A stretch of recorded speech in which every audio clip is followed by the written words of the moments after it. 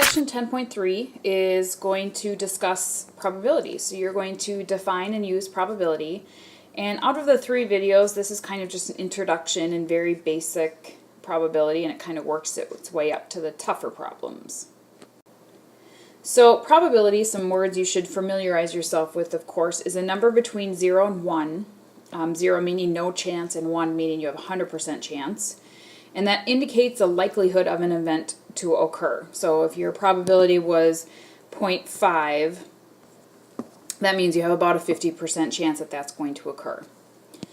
Theoretical probability, which is really going to be our focus, it's when all outcomes are equally likely, the number of outcomes in event A divided by the total.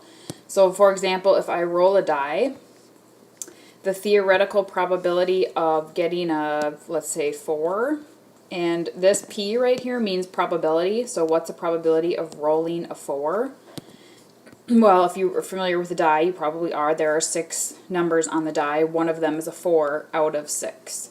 So theoretical probability just says all outcomes are equally likely when you roll a die. My event is rolling a 4, and I have 1 out of the total number of dies chance of getting that. Sometimes it's not as straightforward, so you might have to think about something by laying out all the possibilities. So theoretical probability, we talked about that. Here's the notation, which I also talked about. So the probability of A would be the number of outcomes of event A divided by the total possible outcomes. So if you, whatever event you're talking about, you might have to think about all the possible outcomes. So for example, what if I roll 2 dice? Then it's not so obvious that, or I don't have 6 outcomes. For example, I could roll a 1 and a 2, a 1 and a 3, a 1 and a 4, etc., etc., etc. There are actually 36 outcomes because 6 times 6 is 36. But if you didn't know that, then you could lay out all the possible outcomes like I started to talk through and hopefully realize there are 36. Now that would take a while. And then maybe I would ask you to find the probability that you get a sum of 5. Well, out of all of those 36 possible outcomes, how many have a sum of 5? So you want to think about, okay, 1, 4, 4, 1, 2, 3, 3, 2. I think that's it. So 4 of those out of 36, so your probability of getting a sum of 5 would be 4 out of 36. So sometimes it's very easy, like one die.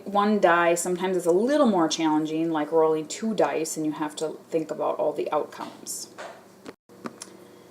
Alright, the last example is cards, and again, let me remind you, if you're not familiar with cards, please make sure you ask on a quiz or test, because that's not what I'm testing you on. But here you're going to draw a card, which obviously means 1 card, from a standard deck of playing cards.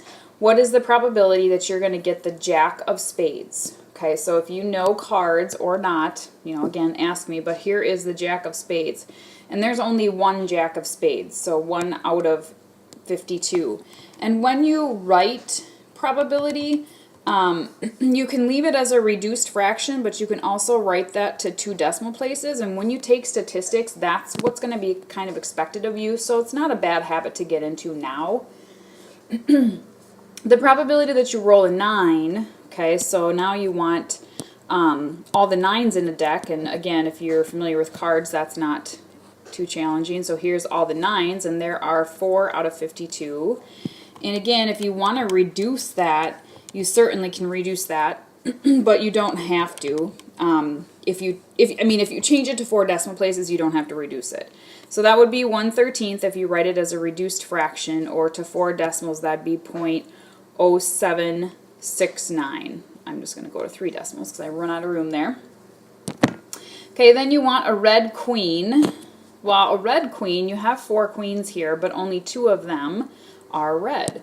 So I have 2 out of 52, which obviously reduces to 1 out of 26, and to 4 decimal places, that's 0.0385.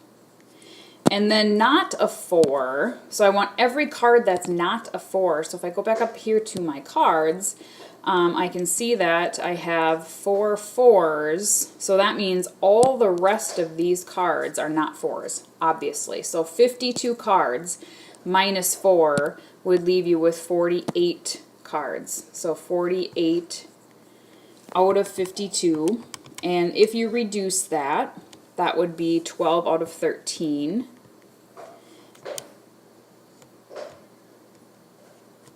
And let's see, to 4 decimals, that is 0.9231.